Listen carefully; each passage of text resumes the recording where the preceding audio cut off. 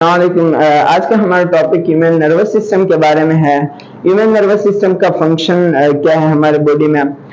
ہمارا nervous system جو ہے وہ باڈی میں آنے والا کوئی بھی پیغام، چاہے وہ باڈی کے باہر سے ہو یا باڈی کے اندر سے ہو، اس پیغام کو وصول کرنا اور اس پیغام کے اوپر کام کر کے اس کا رسپانس بنانا، یعنی اس کو رسپانس دینا، اس کا جوابی کارروائی دینا۔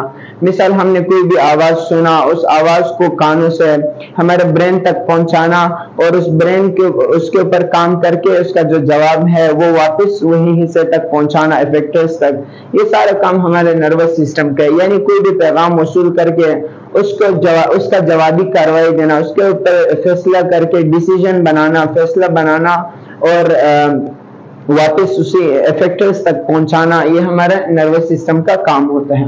نروس سسٹم میں دو حصے ہوتے ہیں، ایک سینٹرل نروس سسٹم، ایک پیریفیرل نروس سسٹم۔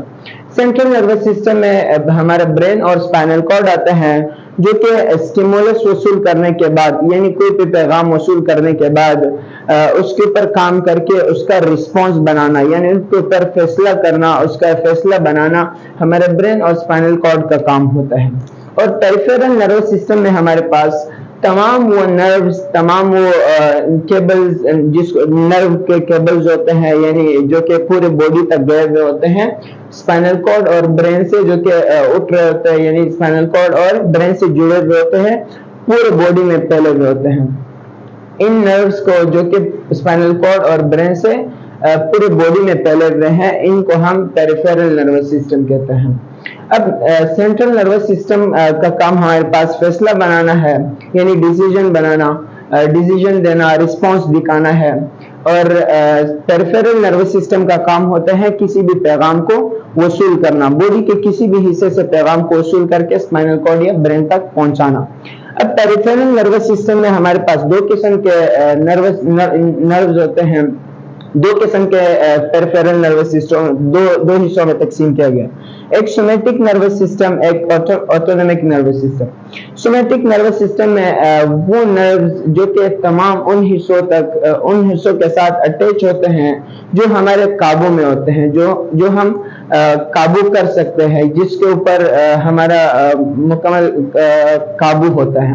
اب مثال کے طور پر کوئی بھی ایسا کام جو ہم اگر چاہے تو کر سکتے ہیں، نہ چاہے تو نہ کرے، جیسے چلنا، لکھنا، کھانا پینا، یہ سارے ہمارے قابو میں ہے۔ موومنٹ جو ہے وہ ہمارے قابو میں ہے، یہ سومیٹک نروس سسٹم میں آتا ہے۔ یہ وہ نروز جو کہ ہمارے مسلز کے ساتھ اٹیچ ہوتے ہیں، موومنٹ ہم کرواتے ہیں ان سے، یعنی یہ ہمارے قابو میں ہوتا ہے۔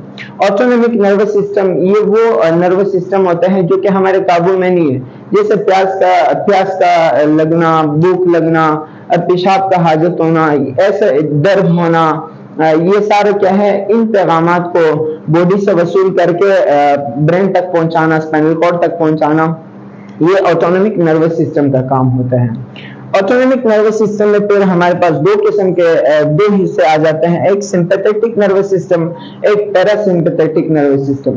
پیرا سمپیتھیٹک نروس سسٹم یہ اس وقت ایکٹیویٹڈ ہوتا ہے جب ہم کسی ایمرجنسی میں ہوں۔ مثال کے طور پر کوئی بلاسٹ ہو گیا، اس دوران جو پیغامات وصول کرنا ہوگا وہ سمپیتھیٹک نروس سسٹم کا کام ہوگا، یعنی کسی بھی ایمرجنسی حالت میں، اسٹریس کی حالت میں جب ہم ہوتے ہیں تو سمپیتھیٹک نروس سسٹم ان جو پیغامات ہوتے ہیں، اسٹیمولس ہوتا ہے، ان کو وصول کرتا ہے۔ اور پیرا سمپیتھیٹک یہ وہ نروس سسٹم ہے جو ہمیں آٹونومک تو ہے، یعنی یہ ہمارے قابو میں تو نہیں ہے، لیکن ریسٹ کی حالت میں، مثال کے طور پر ڈائجسشن ہو رہے ہمارے باڈی میں، دل کا دھڑکنا ہے، ریسپائریشن ہے، سانس لینے کا عمل جو ہے، اب یہ سارا ہماری باڈی اندر کا جو کام ہوتا ہے یہ ہمارے قابو میں نہیں ہے، لیکن ریسٹ کی حالت میں، یہاں پہ کوئی بھی ایمرجنسی نہیں ہے، اسی وجہ سے اس کو ہم کیا کہتے ہیں، پیرا سمپیتھیٹک نروس سسٹم کہتے ہیں۔ تو آج کا لیکچر یہی تک تھا، انشاءاللہ پھر ملتے ہیں نیکسٹ ویڈیو میں۔ اللہ حافظ۔